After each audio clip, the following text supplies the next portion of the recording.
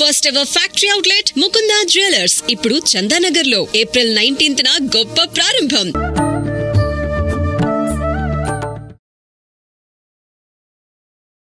నమస్కారం, welcome to I dream. ధర్మ మార్గం విత్ విజిత కార్యక్రమానికి స్వాగతం. ప్రస్తుతం మనతో పాటు ఉన్నారు ప్రముఖ ఆధ్యాత్మికవేత్త జ్యోతిష పండితులు మరెల్ల రవిశాస్త్రి గారు. ఇప్పుడు వారితో మాట్లాడదాం. నమస్కారం అండి.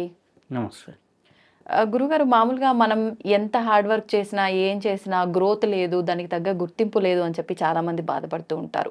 అటువంటి వారిది వ్యక్తిగతంగా జాతకం కనుక తీసుకుంటే గురువు వాళ్ళ స్థానంలో ఉండాల్సిన విధంగా కరెక్ట్గా లేరు, అందుకని చెప్పి మీకు గురుబలం తక్కువగా ఉంది, అందుకని ఇలా జరుగుతోంది అని చెప్పి సాధారణంగా చెప్తూ ఉంటారు. అయితే ఈ గురుబలం పెరగాలి అంటే మనకు మనమే చేసుకోవాల్సిన విధానాలు ఏమైనా ఉన్నాయా? ఓం శ్రీ గురుభ్యో నమః. గురువు జాతకంలో చాలా ఇంపార్టెంట్ గ్రహం.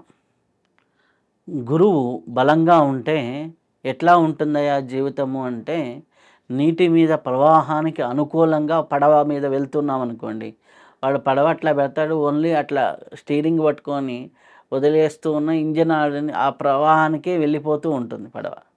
అదే ఎదురీత రావాలనుకోండి ఆపోజిట్ డైరెక్షన్లో, చాలా కష్టం కదా. అవును, పడవలో ఆ ఫ్లోకి ఆపోజిట్ డైరెక్షన్లో రావాలంటే చాలా కష్టం. అవును. సో జీవితం అనేది గురువు బాగుంటే ఆ యొక్క ప్రవాహానికి సాఫీకానికి ఉంటుంది.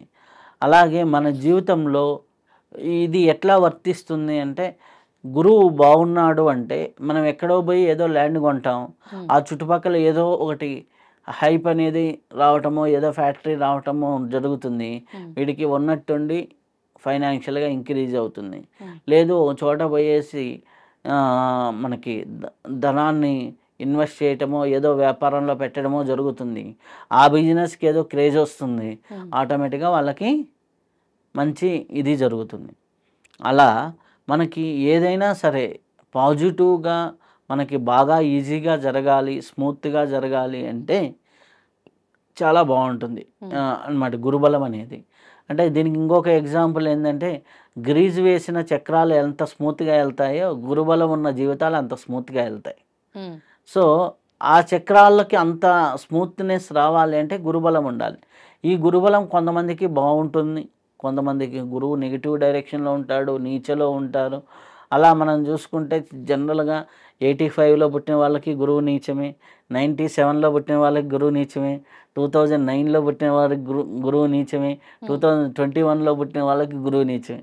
అంటే ఎవరి 12 ఇయర్స్కి గురువు మకరంలోకి ప్రవేశించేప్పుడు నీచ స్థానం పొందుతాడు. అలాగే స్థానాలు కూడా 6వ స్థానంలో ఉంటే స్టమక్ రిలేటెడ్ ఇష్యూస్, యాంజైటీస్ పెరగటం, బ్రెయిన్ రిలేటెడ్ ఇష్యూస్, ఇవన్నీ గురు భగవానుడి వల్లే వస్తాయి. సో వీటన్నిటికీ మూలమైంది ఏంటి, బెస్ట్గా ఏంటి అంటే, ప్రతి చిన్న పిల్లవాడికి సహజంగా వాడికి గురువు బాగుండాలి, మంచి బుద్ధులు ఉండాలి, ఈ నెగిటివ్ అట్రాక్షన్స్కి కనెక్ట్ కాకుండా ఉండాలి. ఇప్పుడు ఎంతోమంది పేరెంట్స్ ఉంటారు, ఇప్పుడు ఎన్నో అట్రాక్షన్స్కి కనెక్ట్ అయిపోతున్నారు, ఈ యొక్క హ్యాబిట్స్కి కనెక్ట్ అయిపోతున్నారు పిల్లలు అన్నమాట. వాళ్ళందరి నుంచి బయటికి రావాలి అంటే ఫస్ట్ పాయింట్ ఏంటంటే, వాళ్ళకి దక్షిణామూర్తి స్తోత్రం నేర్పించండి. దక్షిణామూర్తి స్తోత్రం నిత్యం ఎవరైతే చేస్తూ ఉంటారో వారికి రోజు రోజుకి గురుబలం పెరుగుతూనే ఉంటుంది. ఎన్నిసార్లు చేయాల్సి ఉంటుంది? రోజుకు ఒకసారి చాలు. చిన్నపిల్లలు అయితే ఓపిక ఉంటే 3 సార్లు అంతే. అంటే మహా అయితే 24 శ్లోకాలు, గట్టిగా చెప్తే 4 నిమిషాలు 5 నిమిషాల వ్యవధిలో అయిపోతుంది. రోజుకి 5 నిమిషాలు కానీ రోజు పారాయణ చేసుకోవడం అలవాటు అయితే, నిత్య పారాయణలో భాగం అయితే చాలా బాగుంటుంది. అలాగే ఇంకా సింపుల్ రెమెడీ, రావి చెట్టుని పెంచిన, రావి చెట్టుకి నీళ్లు పోసిన, రావి చెట్టు చుట్టూ పాది చేసిన, రావి చెట్టుకి ఏ సేవ చేసినా, రావి చెట్టు చుట్టూ ప్రదక్షిణ చేసిన వీళ్ళందరికీ గురుబలం పెరుగుతుంది. ఎన్ని ప్రదక్షిణలు రావి చెట్టు చుట్టూ? అక్కడ ప్రదక్షిణలు మన వాళ్ళు 108 అని 27 అని చెప్పారు. ఎందుకు అంటే రావి చెట్టుకి ఒక పాజిటివ్ ఆరా ఉంటుంది. ఆ ఆరాలో నువ్వు ఎంతసేపు గడపాలి అనే కాన్సెప్ట్ కోసమే నీకు ప్రదక్షిణాలు అని చెప్పారు. నువ్వు మామూలుగా రావి చెట్టు దగ్గర కొంతసేపు ఉంటారా అంటే 1 నిమిషం ఉండి వచ్చేస్తారు. అదే 108 ప్రదక్షిణాలు చేయమంటే కొంచెం ఎక్కువసేపు కేటాయిస్తాం, ఆటోమేటిక్గా ఒక ½ అవర్ అక్కడ ఉంటారు. అవును. ఓకే, రావి చెట్టుతో గడిపితే స్త్రీలకి గైనిక్ ప్రాబ్లమ్స్ పోతాయి, అలాగే జెంట్స్కి ఇప్పుడు వస్తున్నటువంటి ఈ స్పరం కౌంట్ ఇష్యూస్ పోతాయి, అలాగే గురువు బలం బాగా పెరిగితే ఆటోమేటిక్గా నర్వ్స్ ప్రాబ్లం పోతుంది, ఫిజికల్ హెల్త్లో ఇవన్నీ. ఓకే, ఇవన్నీ ప్రాక్టికల్గా జరిగినాయి. ఓకే, ఇది ఒక రీజన్. అయితే ఫైనాన్షియల్గా చూసుకున్నప్పుడు రావాల్సిన డబ్బులు సరిగ్గా అందుతుంటాయి, అందాల్సిన రైట్ టయానికి అందుతుంటాయి, ఇవన్నీ ఉంటాయి. జీవితం ఎలా ఉంటుంది? సంతృప్తిగా ఉంటుంది, ఆందోళన రహితంగా ఉంటుంది, ఆందోళన లేకుండా ఉంటుంది, సంతృప్తిగా ఉంటుంది. అలాగే హ్యాపీగా జీవితంలో అన్నీ ఏ టయానికి జరగాలో ఆ టయానికి జరుగుతూ ఉంటుంది. నిద్ర విషయానికి వస్తే రైట్ టయానికి స్లీప్ ఉంటుంది, రైట్ టయానికి లేస్తూ ఉంటారు, క్రమశిక్షణతో ఉంటారు. ఒక గురుబలం బాగుంటే ఇన్ని బాగుంటాయి. కాబట్టి వీటన్నిటికీ ఏంటంటే ఒకటి దక్షిణామూర్తి స్తోత్రం చేసుకోవటం, రెండవది వచ్చేసి ఇది రావి చెట్టుకి సేవ చేసుకోవటం. రావి చెప్పిన ఎన్నో రెమెడీస్ ఉన్నాయి. రావి ఆకుల కషాయం తాగమని కొంతమంది చెప్తూ ఉన్నారు, రావి చెట్టు ప్రదక్షిణాలు చేయడం, రావి మొక్కలు నాటడం అనమాట. ఇట్లా నేను ప్రాక్టికల్గా ఒక నా జీవితంలో జరిగింది ఒకటి చెప్తాను. అనుభవంలో నేను ఒకరికి రావి మొక్కలు నాటమని చెప్పాను. ఒక అబ్బాయికి గురువు నీచ స్థానంలో ఉన్నాడు, రావి మొక్కలు నాటండి అని చెప్పాను. అయితే ఆ అబ్బాయి ఏం చేశాడు, వాళ్ళు హ్యాపీగా ఒక రోడ్డు వేశారు, డివైడర్ వేసి ఏ మొక్కలు వేయలా, ఏ మొక్కలు వేయలా. ఆ అబ్బాయి ఏం చేశాడు, ప్రతి 20 ఫీట్లకు ఒకటి రావి మొక్క వేసి నాటేసి అన్నిటికీ ఏం చేశారు, రోజుకి 200 ఇచ్చి వాటర్ ట్యాంక్ నీళ్ళు పెడతారు కదా, ఆ నీళ్లు పెడుతూ ఉంటే ఆ నీళ్లు పట్టడం వాళ్ళకి ఇచ్చి నీళ్లు పట్టించాడు ఇతని. ఒక రావి చెట్టుకి ఏంటి ఒక 6 నెలలు 3 నెలలు పట్టిస్తే అది మళ్ళీ అవసరం లేదు. అలా మొత్తం కూడా ఆ ఊరు పరిధి వరకు 1.5 కిలోమీటరు ప్రతి 10 మీటర్స్కి ఒక రావి చెట్టు వేసుకుంటూ వెళ్ళాడు. దాదాపులో వచ్చేసి 250-300 చెట్లు నాటి నీళ్లు పట్టించాడు. ఒక 6 నెలల తర్వాత కరెక్ట్గా ఏంటి, ఒక 6 నెలల తర్వాత అతనికి ఒక కాంట్రాక్ట్ వచ్చింది. ఆ కాంట్రాక్ట్ వచ్చింది, అది ఎవరో పొలిటికల్గా కొట్టుకోవటం వల్ల పొలిటికల్ లేని వ్యక్తికి ఇవ్వాలని ఈయన ఓన్లీ జీవో వేసాడు, వచ్చింది. ఓకే, ఒక పెద్ద పార్కింగ్ ఏదో కాంట్రాక్ట్.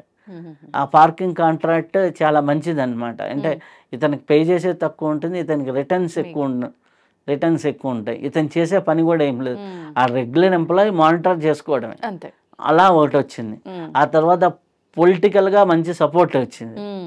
ఆ ఊర్లో కూడా అందరూ ఈయన గొప్పోడు అంటే ఎందుకు గొప్పోడు అంటున్నాడో అతనికి తెలియదు. ఎందుకంటే ఇన్ని చెట్ల ద్వారా ఒకటి సైకలాజికల్గా చూసుకున్న మన కర్మఫలం చూసుకున్న ఆ చెట్ల మధ్యలో నుంచి ఎవడెళ్తున్నా అబ్బాయి ఎంత బాగుందిరా గ్రీనరీ, అన్ని లైన్లో భలే నాటారా, ఎవడు నాటాడో అనుకుంటారు. లేకపోతే ఆ చెట్లు నీడదగంగానే హాయిగా ఉందిరా అంటారు. ఏదైనా వర్షం వచ్చినప్పుడు ఆ చెట్ల కింద ఆగుతూ హాయిగా ఉందిరా అంటారు. ఈ హాయి అనేది వాళ్ళ జీవితంలోకి రిఫ్లెక్ట్ అవుతుంది. వారి జీవితం ఎంత హాయిగా సాగిపోతుందో అనేది. మీ జీవితం హాయిగా సాగిపోవాలంటే గురుబలం ఉండాలి. అది లేదనుకోండి, అంటే ఎట్లా అంటే కొంచెం ఇష్టం కొంచెం కష్టంలాగా సాగిపోతూ ఉంటుంది. ఎక్కడెక్కడ కష్టాలు ఉంటాయి. ఎలా ఉంటుంది గురుబలం బాగాలేకపోతే? అన్నం తింటారు, రుచికరమైన భోజనం తినరు. అన్నంలో రుచి అనేది అన్నమాట. నిద్రపోతారు, డీప్ స్లీప్ పోరు. అబ్బా సరిగ్గా నిద్ర పట్టలేదండి, సరిగ్గా అరగలేదండి, సరిగ్గా జీవితం లేదండి, వెలితి అన్నిట్లో కూడా వెలితి, ఆందోళన, సంతృప్తి ఉండదు. ఓకే, మీకు సహజంగా ఈ గుణాలు సాటిస్ఫాక్షన్ లేకుండా, యాంగ్జైటీస్ ఎక్కువయ్యి, మైండ్ లెవెల్లో ఎక్కువ ఉండి సరిగ్గా నిద్ర పట్టకుండా ఇవన్నీ ఉన్నాయి అంటే సహజంగా మీకు గురుబలం లేదు అనేది. గురుబలాన్ని ఇంకా పెంచేటటువంటి క్షేత్రాలు ఏంటి? దత్త ప్రదేశాలు, గురువు ప్రదేశాలు. దత్త ప్రదేశాలు మనకేమున్నాయి దగ్గరలో? గానుగాపూర్ ఉంది, ఇక్కడ కురుగడ్డ అని కురువపురం అనేది ఉంది, మత్తల్ ఒకప్పుడు ఇప్పుడు ఏ జిల్లా అయిందో తెలియదు కానీ ఒకప్పుడు మహబూబ్ నగర్ జిల్లా, అటుపక్క కర్ణాటక, ఇటుపక్క మహబూబ్ నగర్ జిల్లా, మత్తల్ మత్తల దగ్గర నుంచి లోపలికి వెళ్తాం. ఇక్కడ హైదరాబాద్ నుంచి చూసుకుంటే 180 కిలోమీటర్స్ ఉంటుంది కురుపురం.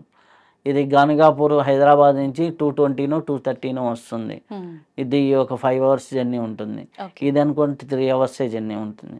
అలాగే పిఠాపురం, అలాగే మనకి మంత్రాలయం, అలాగే మనకి చూసుకున్నట్లయితే ఇంకా మనకి అరుణాచలం దక్షిణామూర్తి తత్వం అంటారు.